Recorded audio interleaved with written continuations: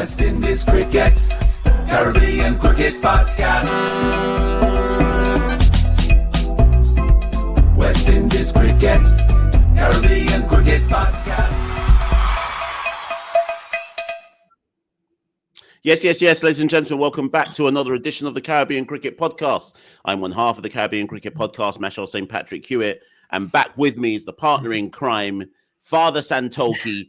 Santoki, how you doing? Am I just permanently known as Father Santoki now? But Mash, you know what? 2025, we said, as much as people like to hear us cuss everything and everyone out between ourselves, 2025, we said we're going to get some guests on the show. And we've lived up to that promise today. We've got a special guest. A few months ago, Darren Sammy described this man as someone who was irreplaceable in the West Indies setup. He said, in his own words, he wouldn't go to any team without this man.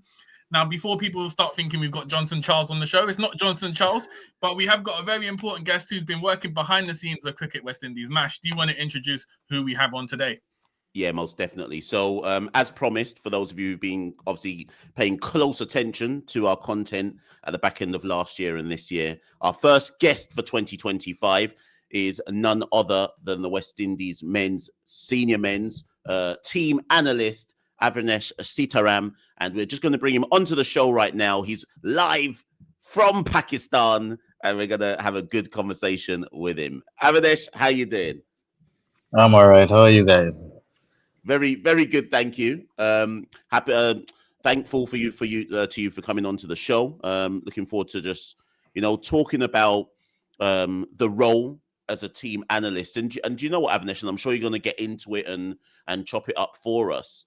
My personal belief, and it could be a naive one, is that actually it's your role and roles like that are probably in the wider West Indies cricket public one of the more least understood roles in cricket, in so much as the general West Indian fan just wants to cuss. so we're not going to get too tough into the analyst and this, that, and the third, because people are too busy and happy to cuss first without actually getting into anything beyond that. But so it's really good to have you on to try and just bring light to the role itself, and not just you, but the role in general within cricket and its importance and what it signifies. Debunking some misconceptions around it and so on and so forth. But without any further ado, Santoki, I'm going to hand over to you to get us on the way. Yeah, as you said, Mash, Avenesh has been described as the team analyst. Avenesh, I've seen you've been listed before as a data capturer, performance analyst, team analyst. So, as you said, it's a role. The role of analyst is something which is rapidly evolving. I feel since T20 cricket has kind of come, it's a role which has gained more prominence. For listeners and viewers, how would you sum up what you do for West Indies cricket as a team analyst? Well, to be honest, a team analyst, performance analyst has really developed over the years, as you said. And you mentioned data capture. That was quite a few years ago. We had data captures where we only gathered the data for the team. But now it's expanded. Just a broad overview. Team analysts would not only collect and analyze data from matches, training sessions, that includes video and statistics. We also tie in all the technologies around the team, for example, the GPS trackers and bowling load management, things like that. Just having it all come together to paint a picture to help us not only plan how we go about doing things, training sessions, everything like that. But also a critical aspect is like using that information to get players better, help them improve their skills, hone their skills. And again, one of the most major parts of it is actually strategy and planning, opposition, and our plans as a team. What would you say, Santoki? Just want to quickly jump. Sorry there, Santoki. Sorry, just quickly jump in there, Avenesh. Compared to when you first started in the role to now, because obviously Santoki's given those different terms in terms of data capture and then now and so on and so forth. What time scale would you put on it to how quickly the role has developed, not just for you, but the role itself? Is this something that you think has blown up in the last 5 years, 10 years, 15 years, or is it something that's always been there but just misunderstood and underappreciated? In sport generally, it has been there for quite a while. When you look at other international sports, when NBA, NFL, most international sports have been using analysis, data analysis for quite some time, and it's crucial for quite some time. Cricket has kind of lagged behind, and in our region especially, it's taken a little while to gain traction. I think now under this administration, under this coach, previous coaches as well, they have started to push the data analysis because they have seen how it's worked in other sports and they've seen the value of it. And now we are actually getting the players to buy into it. We have to keep in mind that the players during their development stages had not been exposed to data analysis and utilizing it to become better or get that 1% advantage that they look for in international sport. So now that they're exposed to it and see the value of it, they are starting to get comfortable utilizing it. So it's a slow process, but we have made huge strides in the past couple of years. Avenesh, I'd be interested to know, how did you sort of get into the field of analyst? Sort of what was your career path that led you to becoming team analyst for West Indies cricket? To be honest, it started off with the love of cricket from small. Anything involved in cricket, I used to watch matches, be like Marshall, waking up all hours of the night to look at West Indies play wherever they are in the world. I didn't do the cuss out part of it afterwards, but I just love watching the game. Um, but yeah, it went from that and then playing the sport, loving the sport, and then I was fortunate enough to be exposed to quite a few good leaders over the years. I don't know if you would have recalled Mahathir Bodo from Trinidad. He would have played for Trinidad. He was an exceptional skipper at the club that I played for. I played for Clark Road United as a young guy. That was the same club that Nicholas Puran. I was fortunate enough to see Nicholas Puran at 13, 14 at that club come true. And then yeah, being CW, I had this training camp where they look for people to get into the analysis field, and I was fortunate enough to be in that training camp, and then from there went to the B team, the A team, and as I said, fortunate enough to work with some good coaches along the way who helped me develop and learn the game a lot more. Phil Simmons, Daren Sammy. Now I work alongside Pollard. Pollard is an extremely good captain. Strategy wise, you learn a lot from him just by listening to him. So yeah, and all that came into my development till now that I feel that I can contribute quite a bit. And as you said, Coach Sammy is one that really utilizes the analysis and data. How across the region, because I think things vary so much across the region, and what may be top notch in one territory may not be the case in another, and vice versa, and so on and so forth. In an ideal world, if you had unlimited money, in an ideal world, what would an analyst or analyst development look like across the region? Because I'm going to have to assume, Avenesh, that it's not uniform. I'm going to have to assume that some teams might not even have an analyst with them. I'm talking regionally now. I'm not talking at the international level. I'm going to assume that some may not have it. Some may not take it as seriously as others. I would think that in 2025, you can't really be a serious cricket side without one. I would assume right now. So, but what does a kind of utopian view across the region look like, and where do you think we need to go in order to develop the importance of the role across the Caribbean?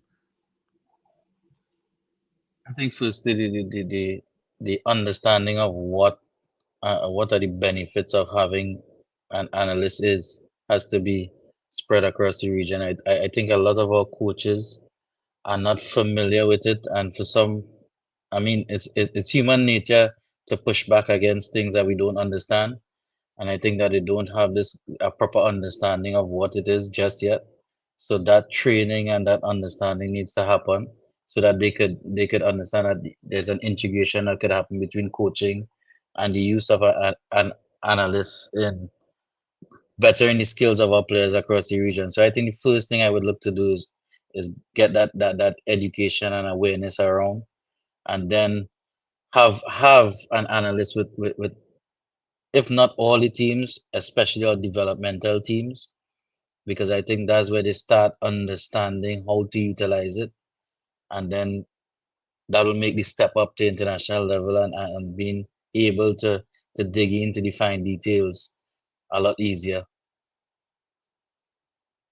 In terms of the players, you mentioned Pollard there.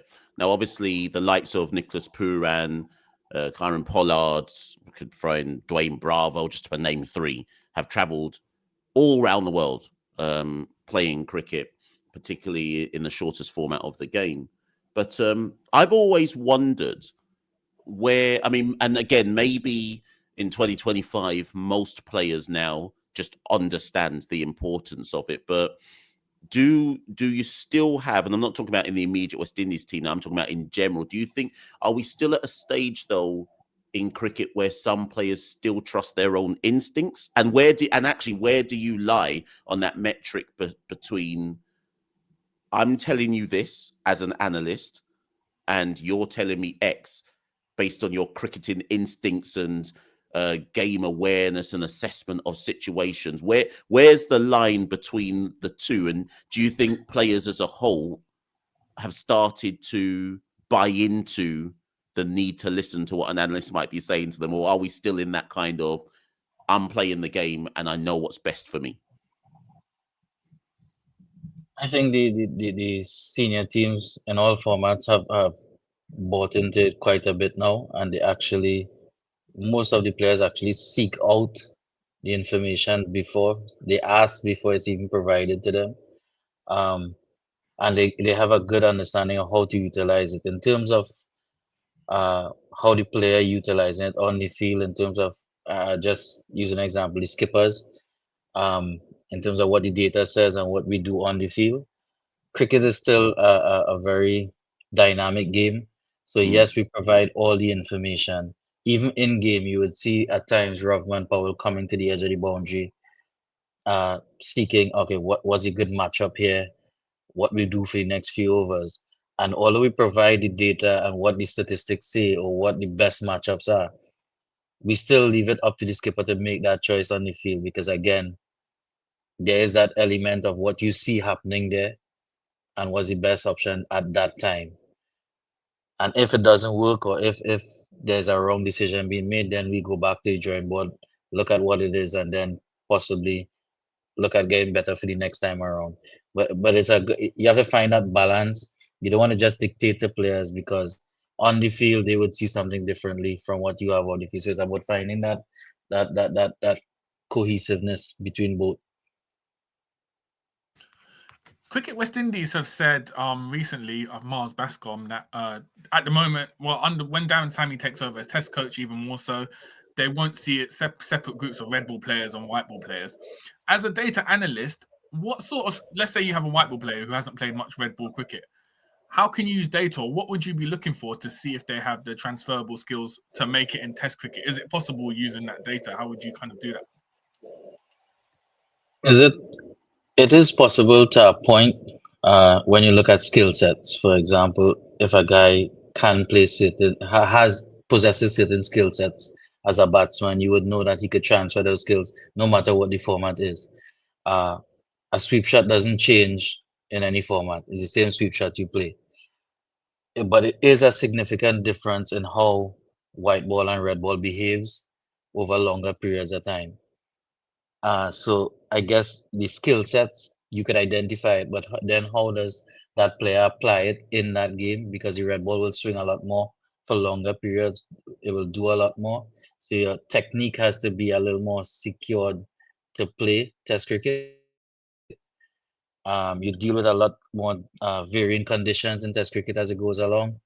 So again, those things can be accounted for in analytics basically, but you could see the basics of skill sets that could be applied over different formats. And you've worked with under 19s. I know you've worked with rising stars and stuff. In terms of using data for younger age group players, how do you use data to sort of identify who could be future stars? What are you looking for? Does it differentiate from what you'd look for in senior, more established players? I wouldn't say it differs, but obviously you look for more basics when it comes to the younger guys. Um, the skill sets, the basic skill set that you could work with, more so coachability. I mean, that's not part of the analytics, but I think that's a major part of because you would see players that you definitely could work with who has that. I mean, to play at under 19 level, to play at international level, there has to be a minimum standard of talent there. So I guess the intangibles you look at as a coach, but as an analyst, you look at basically the same thing: skill sets, how you transfer those skill sets, how you execute things like that will be basically the same.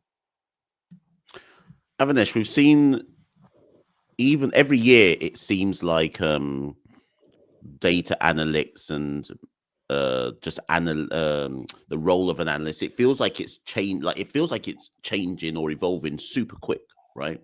There's lots more literature on it. Things like CrickViz, you now have people getting employed off the back of that and the work that they're doing around that type of stuff, etc. So I guess two different questions on this. Where do you see the role of an analyst going? Like, so let's say 5 years in the future, how do you see that the role affecting the game? And when you like, so in fact, actually deal with that question first, because the second one's slightly different. So where do you see the role going possibly in the next 5 years? With just like any other international sport, I just think that cricket is a little behind. Our region especially is a little behind. You would see sometimes England has 2 or 3 analysts at one time with the team traveling. Uh, Australia has definitely 2 the last time we played them because they place that emphasis on getting that analysis done and utilizing that data. I think we're a little behind. So I think in 2, 3 years from now, I would hope that our part in cricket is a little more important. Recently, we went to Sri Lanka and they actually opened, while we were there, they opened a headquarters called the Brain Center, where they are putting emphasis on data analytics and utilizing it in their game. I'm hoping that in the next few years, we get to that point where we could build out an entire department for analytics in the West Indies so that we put that emphasis and utilize that across all the levels of our game, not just the senior team. You must have known where I was going with that second question then, because obviously, like the players, you have the chance to tour the world and see these different teams. So I was going to actually ask you, like, what's the countries that are at the top of the game? What do you see that's so cutting edge? But is it as simple as, would you say that ultimately it boils down to investment, or is it more investment, or is it more just recognizing the importance of the role? So for your Indias and your Englands and your Australia, would you say that it's also about having more money to play with?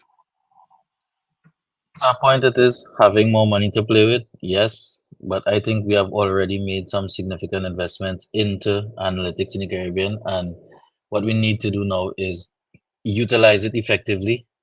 So we already have our data provider, we have the platforms.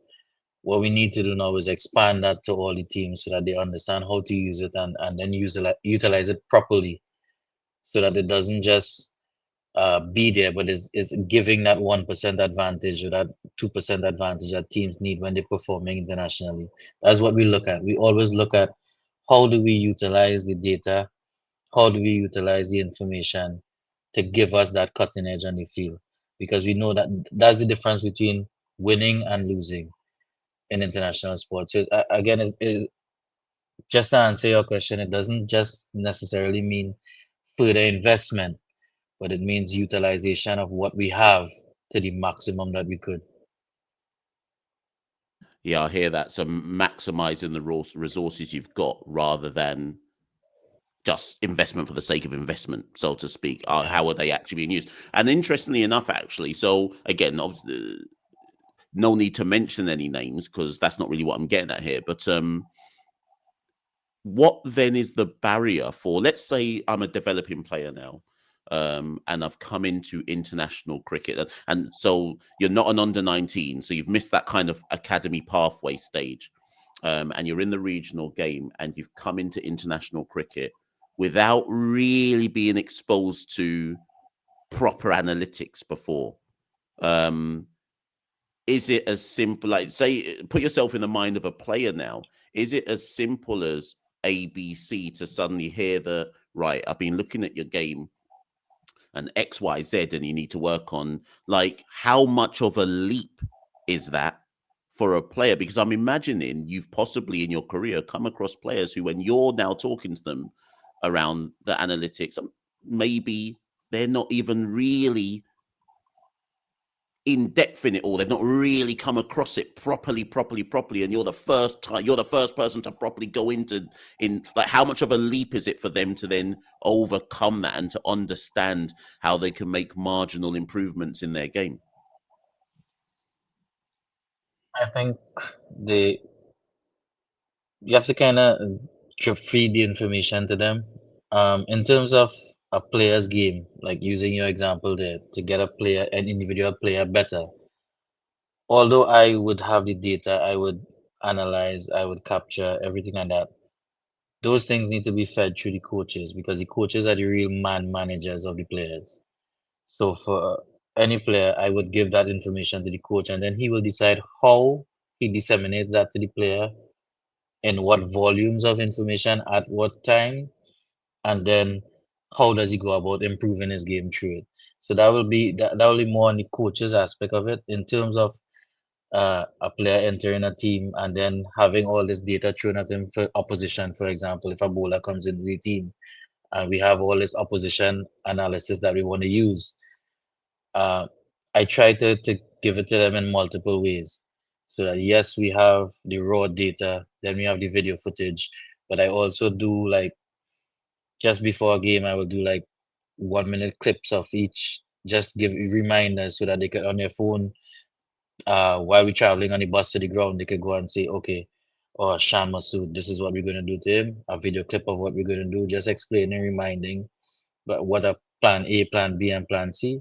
So guys have it simplified for them so that however they want to do it, read, look at pictures, look at graphics, or just listen, they get all that. So it's a bit simplified for them.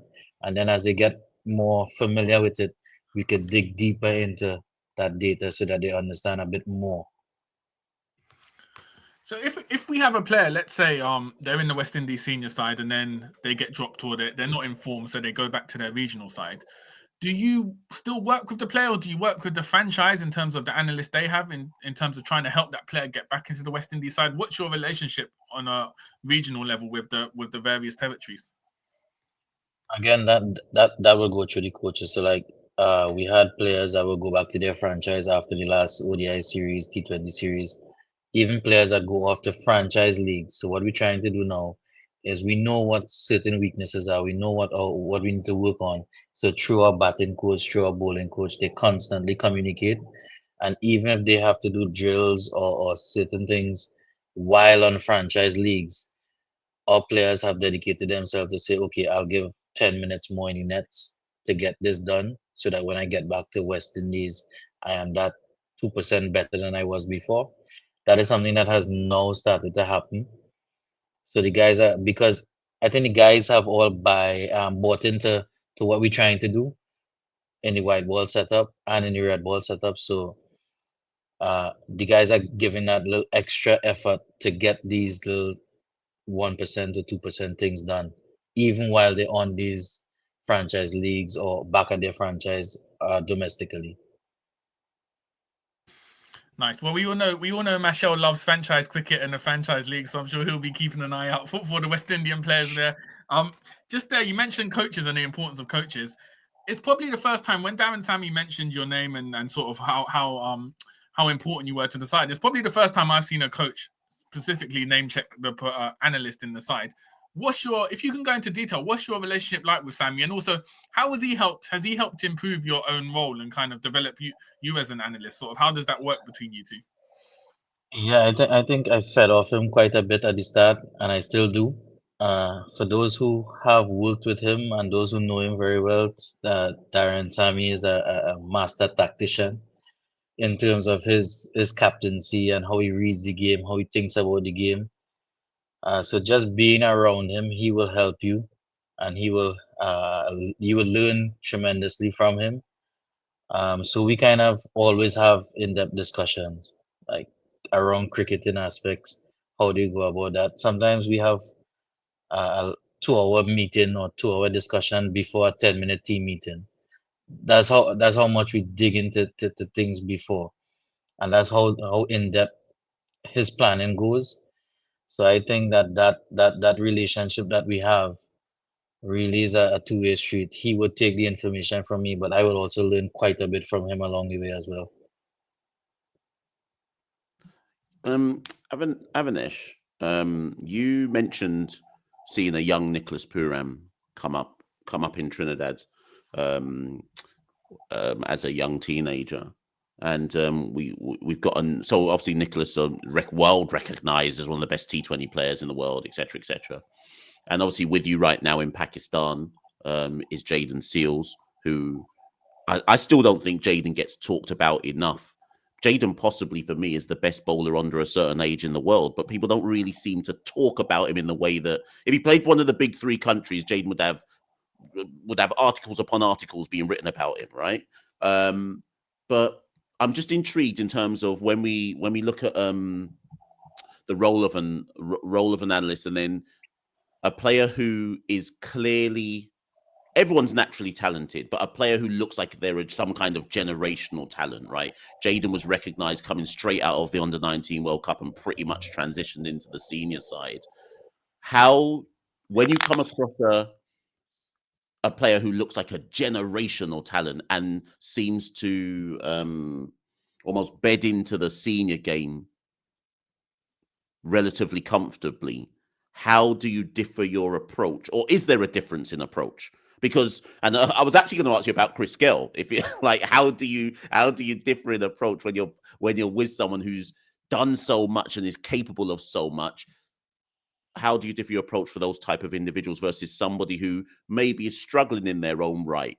How would you differ? And if you do differ, what do you do?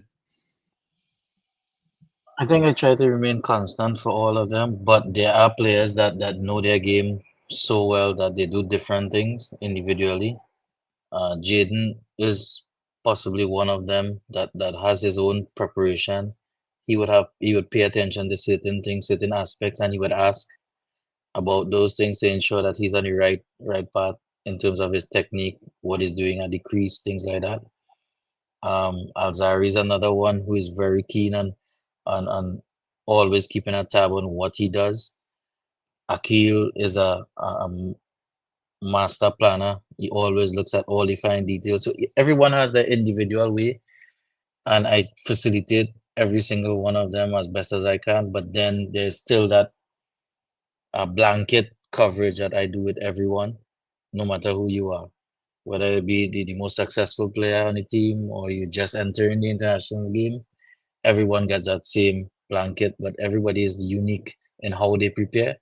Uh, it's just like the day before a game, what a batsman does to get ready. Everyone is unique, so you have to make sure that you provide that individualized uh, uh, manner to each other.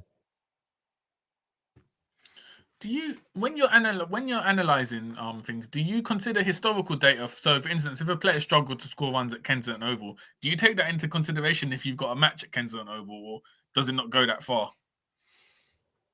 Yeah, we take everything into consideration. We look at the opposition first of all, how players match up. That's a big thing in cricket now, matchups.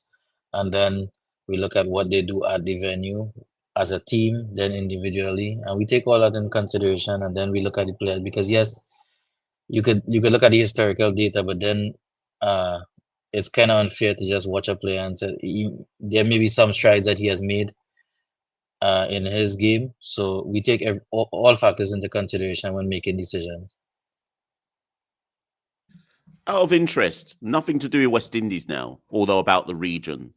You were part of the St. Lucia Kings setup that won CPL. So just briefly talk to me about that one as well. First title for the Kings. Don't worry, we saw you on camera, you know. So what? Now, granted, you were with Darren as well, but what? I'm for anybody who's listening to this from St. Lucia, just because I'm not sure how many people have actually asked the question there. What was the key? What was the key to, not just in terms of your role, but what was the key to the Kings winning that year, and what made the Kings so special that year? Uh, I think if you look at our side, we just on paper versus all the others, people would look at our side and say we're probably one of the weakest teams on paper.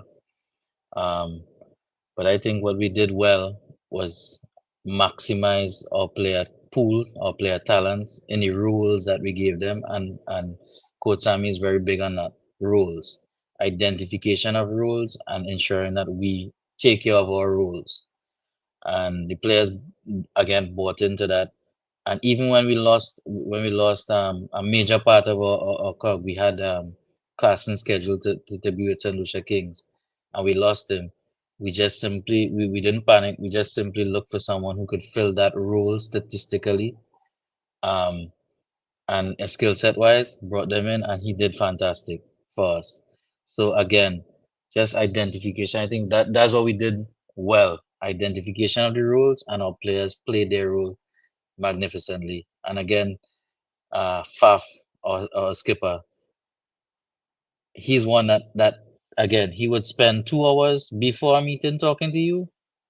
The meeting is 30 minutes, and then when the meeting is finished, spend another hour clarifying if in whatever situation he could think happening in the game, he wants to know what is our plan.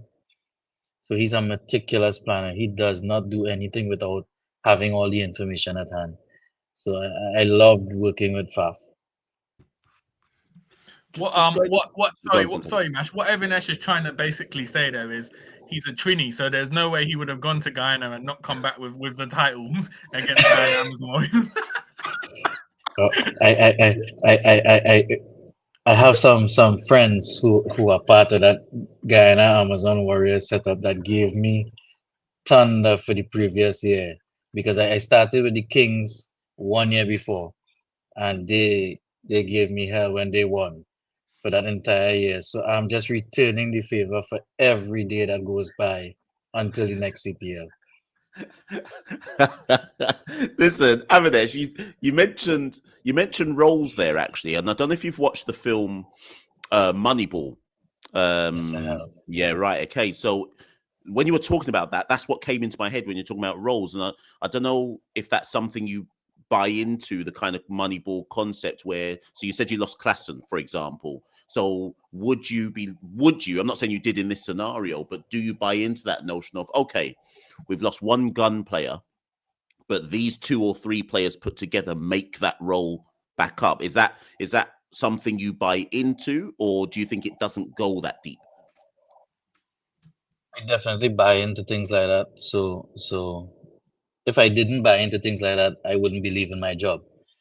I absolutely buy into things like that. So when we lose that player, we look at, okay, what was he going to do for us? And you dig as deep to say, Klassen would have batted 10 balls and we wanted to strike at 180. How do we fill that gap? And if it means shifting our batting lineup or bringing in someone who could just fill that role, or bringing in someone plus someone in our batting lineup who could make up for that. However it is, we need to make sure that that gap is filled so that all our roles that we want to achieve is there. So I definitely believe in that, and I think that's the way that international sport has gone. And I think that the cricket is just catching up. Even franchise leagues pay so much attention to that because of they have recognized the importance of it because there's a big monetary value involved. So they will look for every single advantage that they could get. And you'll see a lot of teams, in fact, all these franchise tournaments now, the analyst is the one that sits down and really puts together what the draft looks like, who we need, what are the key elements that we need to make that framework of a team. So again, those things are very, very crucial. And I believe in that utilizing that to identify roles and then players and skill sets from that. I just got one more, Avenesh, before Santoki wraps this.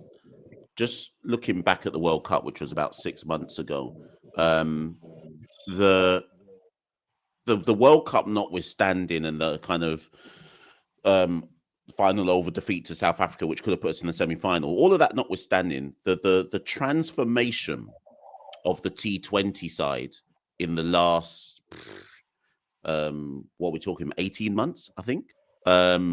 Where going into that World Cup, and even on the other side of the World Cup, basically no one beat us, irrespective of who turned up, whether India, England, South Africa, etc. What was the key to the? Because a lot of it was still the same players. It wasn't like a brand new set of players came in. Yeah, there was the one or two. Matthew Ford got some game time and so on and so forth. But it wasn't like the whole squad got overhauled. So what do you put down to the turnaround in the fortunes of the T20 side, to the point where we went into a World Cup with some people certainly believing we could go really deep in this, when literally a year before that, people would never have said anything like that. So what do you put that down to? I was actually looking forward to this question, and I may go over an hour talking about it. But I think I think that T20 World Cup, and it is not just the T20 team, but I'll start off there.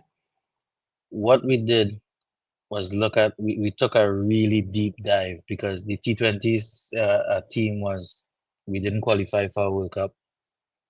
We were knocked out in qualification, and then the ODI team was also knocked out in qualification for a World Cup.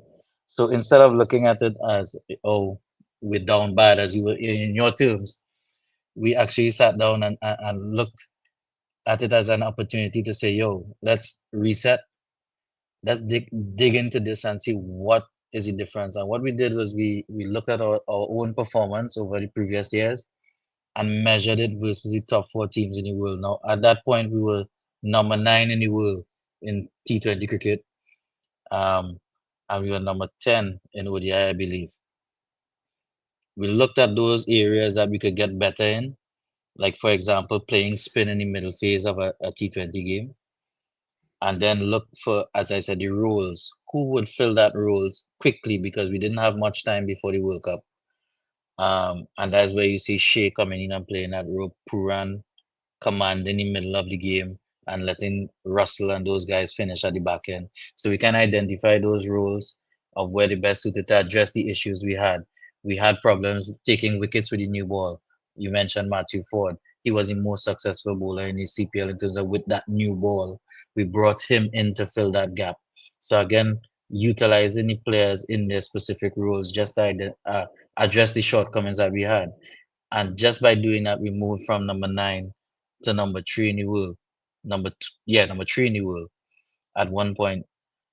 So just that deep dive into what was our shortcomings, measuring ourselves to the standards of the top 4 teams and now becoming a top 4 team in that format. And the same thing is happening in the ODI team, where we did the same in-depth analysis of what the shortcomings are, and we are trying to address it. We're not saying that is completely fixed, but you're seeing things coming out. The bonus point system in Super 50 was geared towards how we want to play and what the shortcomings are, and you see it. Django, I was so proud of him because he played the way we wanted him to play in the Super 50 in that role, transitioned into the senior team, and as expected, because he was accustomed playing the role, he just went about doing the same thing at international level. So we're seeing the success of that bonus point system even in second year of working. So just utilizing the data to identify those things, pinpoint where we need to get better and go. And if you look at the table now, where we are consciously aware of where we are, because as a team, we have identified that we want to be in the top 4 in ODI cricket. And a lot of people looked at us, but there was a 20 or 16 point gap between us and those ahead of us. And now it's only 3 points. And we are in position now playing Ireland and England to leapfrog to somewhere seventh or sixth on that table, heading into later down in the year. So we're making those big strides one by one, and those two teams are in pole position to do that. So again, I think what we'll be doing is again the same thing with the test team, taking that deep dive, comparing ourselves to the best in the world, and then how do we address those things? Because I honestly feel that even though we have an inexperienced team of players, we do have all the puzzle pieces that we need to make some inroads into that test ladder. Well, do you know what, Avenesh? And I'm glad you've mentioned it, because I actually think that the improvement of the ODI team has been the most understated thing of the last year. Like, I think people forget that. Well, they don't forget, but to go from not qualifying to a World Cup to the level where we're at now, where people think that sweeping Bangladesh is straightforward. Bangladesh are ranked higher than us in ODI cricket. They'll think that that beating England is just some easy task. Do you see what I mean? You don't go from not qualifying for a World Cup to then taking for granted to beat Bangladesh and to beat England. So I actually think the transformation of the ODI side has been even more impressive. Than the T20 side. So yeah, no issue at all. You waxing lyrical on that, because it deserves it. It deserves its flowers. And even to see someone like Shafane, who has had people say X, Y, Z about him, and then he's come into, as you say, the role. And people have just taken for granted that in 2024 his average was 106, striking at 100. That's fun. Again, do that for England or Australia, and everyone's saying how amazing it is. Does it for West Indies? Everyone like, yeah, that's okay. Yeah, I just want to mention one thing before we even move on from that point. Is just that identifying the rules were one thing, but the players did a magnificent job in buying into it and working so hard. You mentioned Rutherford. I want to mention Casey Kati, Akil Hussain. Those guys have done Moti, Gurikesh Moti. Those guys have bought into their roles and have worked extremely hard at their game to ensure that they execute the role for the team. So I just want to mention that yes, it's okay to say we have done all the backroom work in terms of identification, telling, buying into this plan, but the players still have to put in the work and go out there, and they have done fantastically well for us. Most definitely. Santoki, I'm going to let you close it off. Yeah, Avenesh, as expected, has been a massively insightful conversation. So thank you so much for joining us late from Pakistan. Just one final question. Obviously, you're someone who works with science and data and facts. If you forget all of that and turn back into an emotional West Indies fan, based on emotion, who has been your favorite batter and bowler for West Indies that you've seen in your lifetime? Who would you identify as your favorite batter and bowler at any point in your lifetime that you've seen? At any point in my lifetime? Yeah. That's pretty easy. For West Indies, it has to be Lara. I would love. I would watch Lara score runs any day, of course. I don't even know why Santoki asked you that. I knew that Trini bias was going to come through. That's pretty easy. In terms of bowling, I would go away from the norm here and say that I love to see Sunil Narayan bowl. Because no matter what the game is going on, the sixes could be flying left, right, and center. As soon as he comes onto the bowl, the game just quiets down. It's just amazing to see what he could have done on the field, and I think quietly so. So it was just amazing just to watch him do his thing. Oh, it's Santoki. That they asked the wrong person to reach out to Sunil. You know, it should have been Avenesh who reached out. Get him back on the team. Listen, Avenesh, before Santoki ends, so he missed out the other question.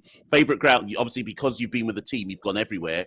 Favorite ground in the Caribbean, and favorite overseas ground. Anyhow, you say Queen's Park Oval, we're taking you off the show, you know. No. Favorite ground in the Caribbean would be Darren Sammy Stadium. Oh. The atmosphere there, and I'm kind of biased because of the Lucia Kings, of course, but the atmosphere there when you're playing, the crowd, it doesn't matter the situation in the game, they are behind their team 100%.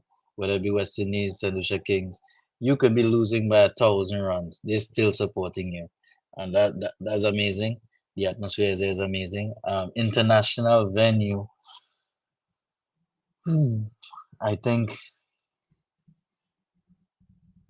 any stadium in Australia, just the facilities that you encounter there are second to none at all venues. So I just love being there because there's a separate room for the analysts. There's everything just prepared for you. So you just walk into luxury in Australia. So I'm happy with that. Good answer. So thank you so much once again, Avenesh. 2025, we look forward to you using your Clark Road connections and getting Nicholas Pooran to play Test cricket. So we look forward to that. But on a serious note, thank you and good luck with the first test against Pakistan starting on Friday. We wish you all the best. Thank you very much. Listen, so people, that's been Avenesh Seetaram.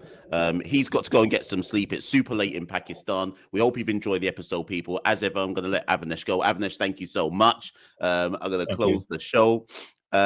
People, like, share, subscribe, all of that, notifications, everything. More guests are coming, people. Santoki and I aren't done.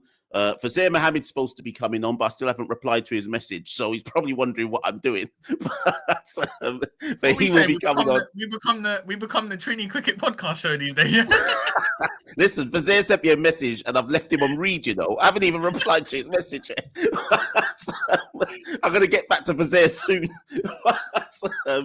But listen, more guests will be coming on, and people, as ever, listen to the Caribbean Cricket Podcast wherever you listen to your podcast. Like, share, subscribe. West Indies, Pakistan begins on Friday, so 48 hours rally time. Match starts 4:30 in the morning UK time. So Santoki and I will be getting up early for sure. Caribbean, what's that? Must be like midnight in the Caribbean. Must be like 11. It's like 11:30 in the Caribbean or something. So rally time for the team, obviously. And look forward to more episodes coming out, people. Thank you, and see you very, very soon. West Indies Cricket, Caribbean Cricket Podcast.